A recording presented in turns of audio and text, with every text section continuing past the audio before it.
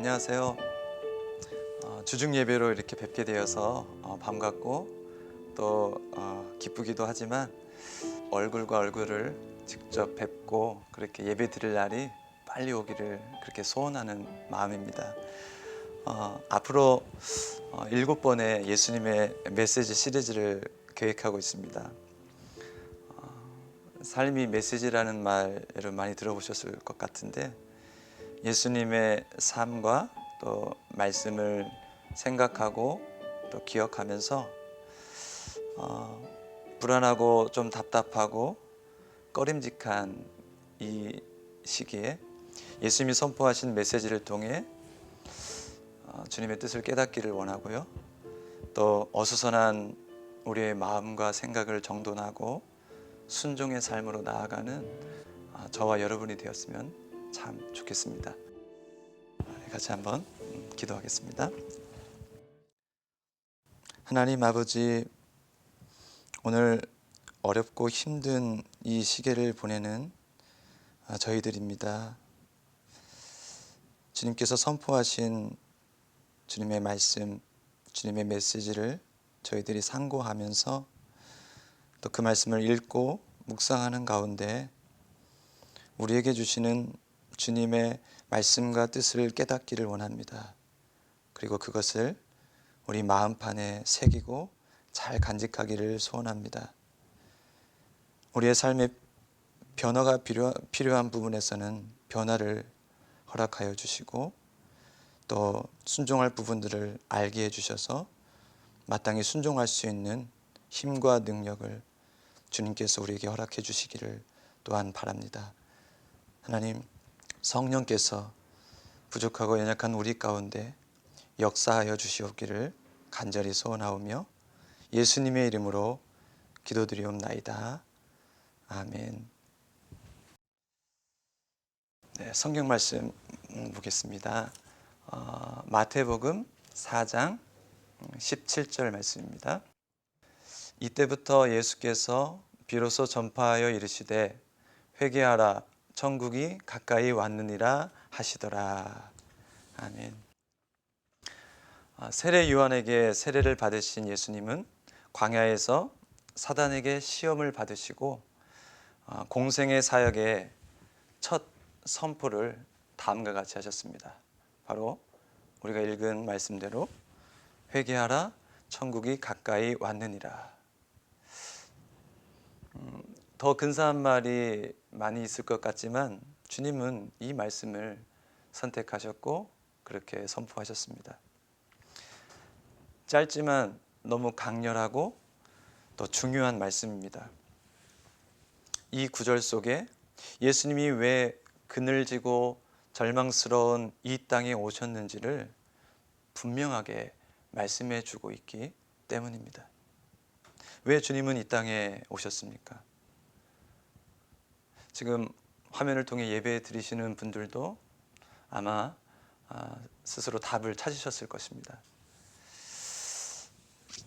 오늘 17절 그 말씀에서 보는 바와 같이 우리에게 천국을 주시려고 주님께서 이 땅에 오셨습니다. 예수님 시대는 천국 같은 그런 시대는 아니었습니다. 예수님 당시 시대적 배경에 대해서 잠시 나누면 복음서가 쓰여졌던 그 예수님 당시는 로마 제국의 강력한 지배하에 백성들이 어렵고 힘든 압제의 지옥과 같은 그런 시기를 보내고 있었습니다. 로마 황제 가이사 아구스토는 자신을 이렇게 선언했다고 그래요. 그의 선언을 들어보면 그 당시대가 어떠한 상황이었는지를 어렴풋이나마 짐작할 수 있을 것 같습니다. 그 가이사가 이렇게 얘기합니다. 신성한 아우구스투스 황제, 신의 아들이자 바다와 땅의 지배자여 인류의 은인이자 구세주가 너희에게 평화를 가져왔노라.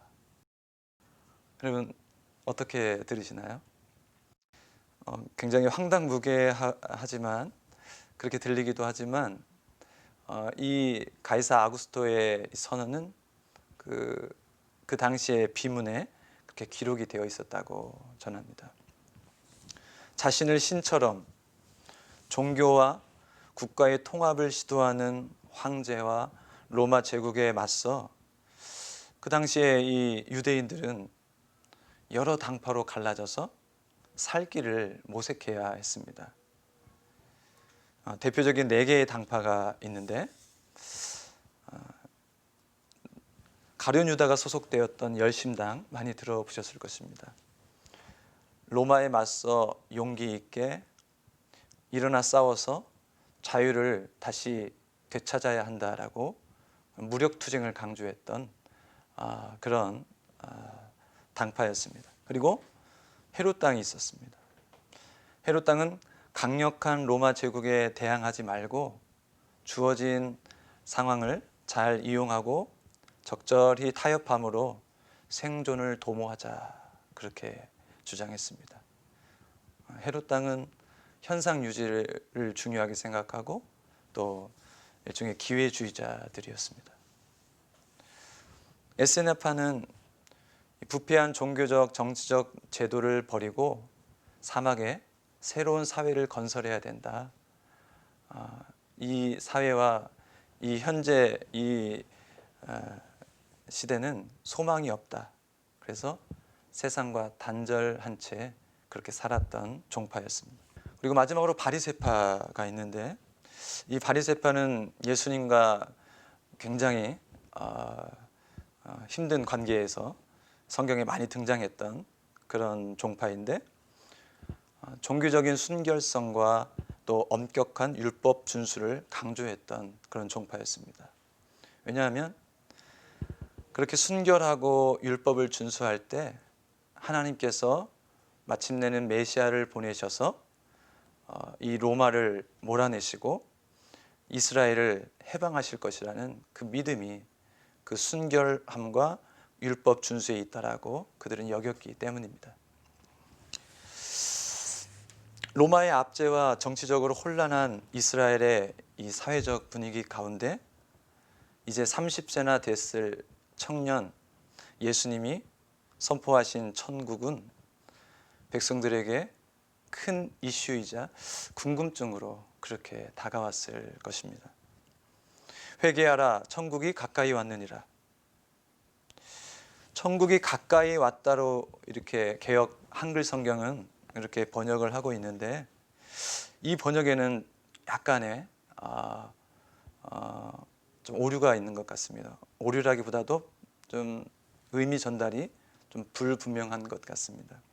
천국이 가까이 왔다라고 이렇게 표현을 하다 보니 천국이 완전히 오지는 않았고 거의 다 온 것처럼 느껴지는 그런 표현으로 들려지기 때문입니다. 캠브리지 신학대학의 도드 교수라는 분이 있는데 그분은 이렇게 얘기합니다. 가까이 왔다라는 헬라어 앵기켄을 현재 완료형 has come으로 왔다라고 번역해야 한다. 그것이 맞다라고 이 도드 교수님이 얘기를 합니다. 원어적으로도 앵기켄은 앵기조, 가까이 오다의 완료형입니다. 완료형은 대체로 과거형으로 번역을 하는데 그것이 일반적인 것입니다. 사례입니다. 그러다 보니 가까이 오다의 과거형 앵기켄을 가까이 왔다라고 그렇게 많은 성경 버전들이 번역을 해놓은 것입니다. 그러나 그것이 잘못된 게 가까이 오다의 그 동작이 완료된 그 의미는 가까이 왔다가 아니라 왔다입니다. 그냥. 그래서 회개하라, 천국이 왔다. 이 왔다가 더 분명한 번역이 되는 것입니다. 어쨌든 이런 번역에 상관없이 실제로도 그렇습니다. 천국이 가까이 왔다가 아니라 천국이 왔습니다. 누구를 통해서요? 바로 우리 주 예수 그리스도를 통해서 예수님을 통해서 천국이 왔습니다. 천국의 주인이 되시는 예수님께서 이 세상에 오심으로 말미암아 예수님이 내 마음 가운데 오실 때 내 마음에 천국이 임하게 되고, 예수님이 우리 가정에 오셔서 우리 가정의 주인이 되실 때 우리 가정이 천국이 되고, 예수님이 내 삶의 일터에 오실 때 우리 일터의 주인도 또 그곳이 천국이 되는 것입니다. 학교도 그렇고 병원도 마찬가지입니다. 이미 예수님을 모신 우리가 가서 일하고 사람들과 부대끼는 그 모든 곳이 바로 천국으로 변화되는 것입니다. 예수님을 만나는 자, 예수님을 믿고 의지하는 자, 천국의 주인공이 되는 줄로 믿습니다. 그리고 그 예수님을 통해서 오직 한 분, 유일무이하신 우리의 구원자가 되신 예수님을 통해서 장차 천국에서 하늘의 아버지를 모시고 살게 될 것입니다. 예수님으로 말미암아 천국은 그렇게 우리에게 왔습니다. 천국은 한자 뿌리대로 하늘나라입니다. 유대적 배경을 가진 마태는 거룩하신 하나님의 나라를 함부로 입에 담을 수 없어서 하늘나라, 천국으로 은유적으로 빗대어서 표현했습니다. 마치 구약시대 거룩하신 여호와를 함부로 부를 수 없어서 아도나이로 그렇게 호칭을 바꿔서 불렀던 그것과 마찬가지입니다. 여기에서 천국은 단순한 하늘나라, 하나님의 나라의 개념보다 하나님의 다스림, 하나님의 통치, 하나님의 임재를 의미하는 단어입니다. 그래서 천국은 나중에 내세에 가게 될 곳일 뿐만 아니라 동시에 이 세상에서도 누리는 나라인 것입니다. 하나님의 다스림, 하나님의 임재, 그분의 통치가 우리의 삶의 모든 영역에서, 그리고 우리가 하고 있는 모든 일들 속에서 일어날 수 있는 것입니다. 우리가 그릇을 닦을 때에도, 그리고 우리가 집안 청소를 할 때도, 그리고 우리가 밖에서 가드닝을 할 때도, 그리고 운동을 한다든지 공부를 한다든지 우리가 하는 모든 일상과 삶의 영역과 하는 일들 속에 하나님의 임재, 하나님의 다스림, 하나님의 통치가 우리의 그 삶의 그 주변 속에서 일어나게 되는 것입니다. 그래서 천국은 내세 그 하늘나라에서뿐 아니라 지금 현재 우리가 몸담고 살고 있는 우리의 삶의 터전에서도 일어나는 것입니다. 코로나로 아이들을 돌보느라 많이 힘드셨을 것 같습니다. 이제는 방학을 했지만 아이들 온라인 수업과 또 아이들의 끼니를 챙겨주시느라 우리 엄마 또 혹은 또 아빠들이 많이 고생하셨을 것 같습니다. 저도 좀 그랬습니다. 아이들이 하도 답답해 하는데 공원은 클로즈되어 있고 해서 백야드에 텐트를 피고 아이패드를 넣어주고 책을 넣어주고 그렇게 거기서 온라인 수업을 하고 책을 보고 또 간식을 주고 그렇게 했었습니다. 코스코 앞에서 줄을 서서 기다리고 또 마스크를 착용하는 익숙치 않은 그런 일들이 제 생애 처음으로 그렇게 경험되어졌고 벌어졌습니다. 아마 성도님들도 마찬가지일 것 같습니다. 비즈니스가 문을 닫아야 하고 경제적인 타격을 입은 성도들도 있는 것으로 알고 있습니다. 몸이 아프시고 연약한 분들은 노심초사하시며 이 코로나 시기가 빨리 지나가기를 그렇게 기다리고 계시는 것 같습니다. 또 빨리 현장 예배가 재개되기를 기다리면서 지난주에는 저희가 현장 예배 드릴 그 호텔로 이렇게 직접 찾아오신 예배 드리는 줄 알고 오셨다는 그런 이야기도 들었습니다. 그 마음을 알 것 같습니다. 이와 같은 힘들고 또 어렵고 익숙치 않은 이런 상황 속, 조심스러운 상황, 꺼림직한 이런 상황 속에서도 저와 여러분은 천국을 누릴 수 있을까요? 네, 그렇습니다. 우리는 천국을 누릴 수 있습니다. 하나님의 임재와 하나님의 다스림을 우리의 삶에 경험하고 그 하나님을 경배하며 그렇게 우리의 삶을 살아갈 수 있습니다.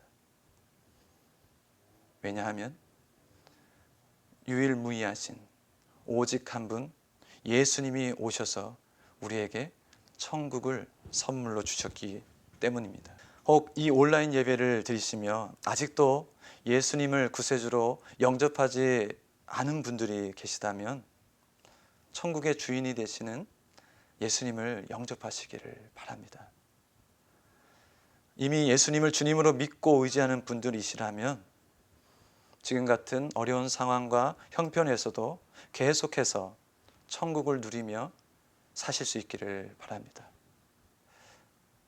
어떻게 그럴 수 있습니까? 어떻게 천국의 기쁨을 계속 그렇게 맛보고 누리며 살 수 있을까요? 여러분 어떻게 생각하세요?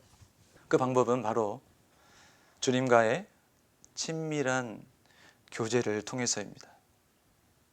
여러분 사랑하는 분, 그게 부모님이 될 수도 있고 배우자, 아내나 남편이 되실 수도 있고 또 친구나 또 자녀가 될 수도 있습니다. 그와 같은 사랑하는 분들과 나누는 대화 또 교제, 그 식사의 시간이 얼마나 달콤하고 행복하십니까? 영적으로도 마찬가지입니다. 사랑하는 주님과 친밀한 교제를 나누는 것도 그렇게 행복하고 좋은 일이 될 것입니다. 그런데 이 주님과의 교제에 있어서 이 행복하고 달콤한 이 좋은 이 주님과의 교제에 있어서 반드시 선행되어야 할 부분이 있습니다. 필수적인 부분이 있습니다. 그것은 바로 회개입니다. 회개가 필수입니다. 주님과의 교제는 회개에서 시작됩니다. 그래서 예수님은 회개하라, 천국이 왔다 그렇게 선포하신 것입니다. 거룩하신 하나님과 어떻게 교제할 수 있습니까? 우리도 거룩해져야 합니다. 그래서 예수님께서 우리의 죄를 대신하여 십자가에서 죽으신 것입니다. 우리를 거룩하게 하기 위해서, 우리를 거룩하신 하나님과 만나고 교제하게 하기 위해서 주님께서 그렇게 값을 치르신 것입니다. 예수님을 구세주로 영접하는 순간 우리의 모든 죄는 용서받습니다. 목욕한 사람과 같다는 성경의 표현대로 그렇습니다. 그럼에도 불구하고 죄가 역사하는 이 세상에서 우리는 알게 모르게 반복적으로 습관적으로 죄를 짓고 삽니다. 그래서 이미 예수님을 믿고 있어도 날마다 발을 씻는 자백, 고백, 그런 회개가 필요한 것입니다. 회개는 메타노이아입니다. 이 회개는 감정적인 후회가 아닙니다. 내가 왜 그랬을까? 울며 슬퍼하는 것이 이 회개가 아닙니다. 그것은 후회입니다. 가룟 유다는 은 30냥에 예수님을 팔고 후회했습니다. 후회에 못 이겨 자신의 목숨까지도 던져버리는 아주 좋지 않은 그런 행동을 했습니다. 죄에서 완전히 돌아서는 것, 단순히 후회가 아니라 그 죄에서 완전히 행동을 바꾸는 것, 바로 그것이 진정한 회개입니다. 이런 진정한 회개가 일어날 때 우리는 하나님과 깊고도 친밀한 교제를 나눌 수 있게 되는 것입니다. 그 교제를 통해 천국을 맛보게 되는 것입니다. 성도 여러분, 여러분에게 몇 가지 질문을 드려보겠습니다. 혹 잘못하는 죄를 스스로 인정하고 후회하면서도 여전히 그 죄를 버리지 못하고 계신 부분이 있지는 않으신가요? 혹 습관이 되어버린 죄가 있지는 않으신가요? 하나님과 나 사이에 무언가 해결해야 할 문제가 있고 기도할 제목들이 많이 쌓여 있음에도 불구하고 기도가 터져 나오지 않는 그런 분들이 혹 계신가요? 그것은 나의 죄의 문제가 해결되지 않았기 때문입니다. 회개가 없이는 자신의 삶을 완전히 뒤바꿔버리는, 돌이키는, 자신의 사고방식을 완전히 엎어버리는 이 진정한 회개가 없이는 주님과 교제할 수가 없습니다. 회개가 교제의 시작입니다. 주님과 교제가 없는 사람은 결코 천국의 기쁨과 평강을 누릴 수 없습니다. 회개하는 자에게만이 천국이 임하는 것입니다. 성도 여러분, 어떻게 해야 될까요? 십자가의 그 능력을 의지하시기 바랍니다.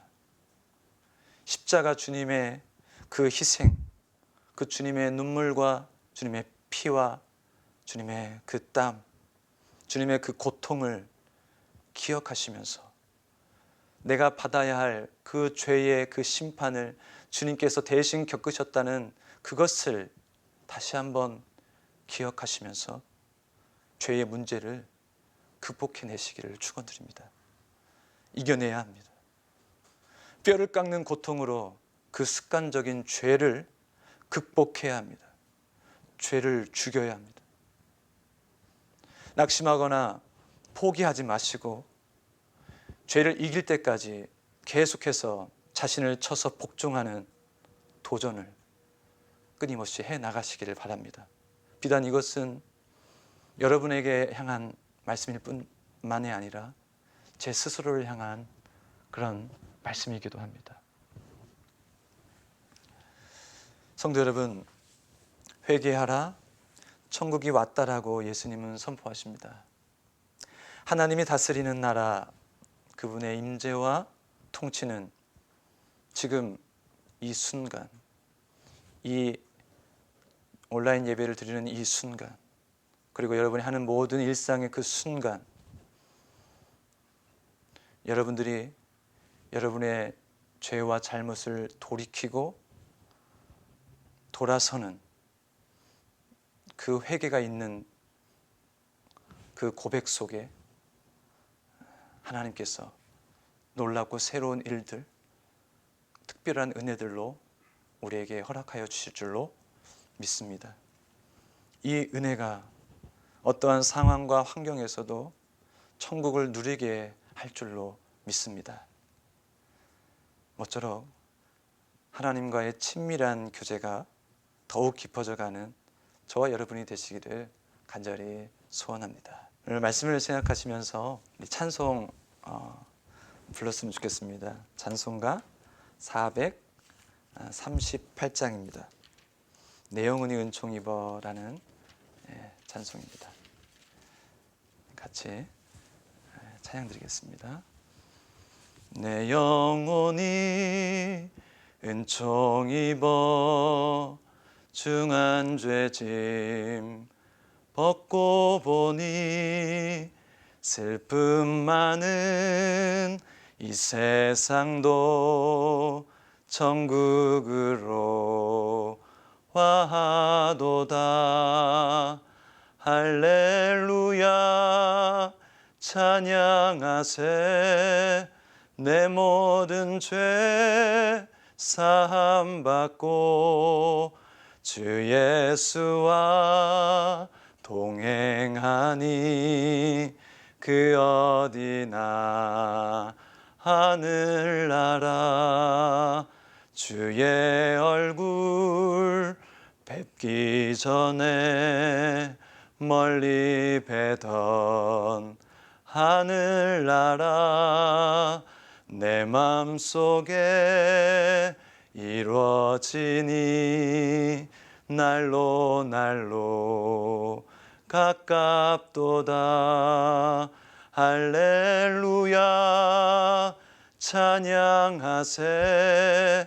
내 모든 죄 사함 받고 주 예수와 동행하니 그 어디나 하늘나라. 높은 산이 거친 들이 조막이나 궁궐이나 내 주 예수 모신 곳이 그 어디나 하늘나라. 할렐루야 찬양하세. 내 모든 죄 사함 받고 주 예수와 동행하니 그 어디나 하늘나라. 기도하겠습니다. 하나님 아버지, 회개하라, 천국이 가까이 왔다. 주님의 말씀을 기억하는 이 시간 되기 원합니다. 오늘 말씀을 통해 우리가 회개하지 않을 때, 회개하지 않은 그 숨겨진 부분이 우리의 삶의 능력도 빼앗고 힘도 앗아가고 우리를 지치게 만들고 우리에게 기쁨과 평안도 빼앗아 간다는 사실을 깨닫게 됩니다. 주님과 교제하는 거기에 천국의 기쁨이 있으며 회개하는 자에게 교제를 통한 하늘의 거룩한 힘을 부어주시는 줄로 믿습니다. 주님과의 교제함으로 이 땅 가운데서도 천국을 누리며 살아갈 수 있도록 도와주시옵소서. 주님의 임재와 다스리심 가운데 영원한 하나님 나라를 소망하며 오늘도 우리에게 주어진 길로 나아가는 저희 모두가 될 수 있도록 주님 축복하여 주시옵소서. 예수님의 이름으로 감사하며 기도드리옵나이다. 아멘.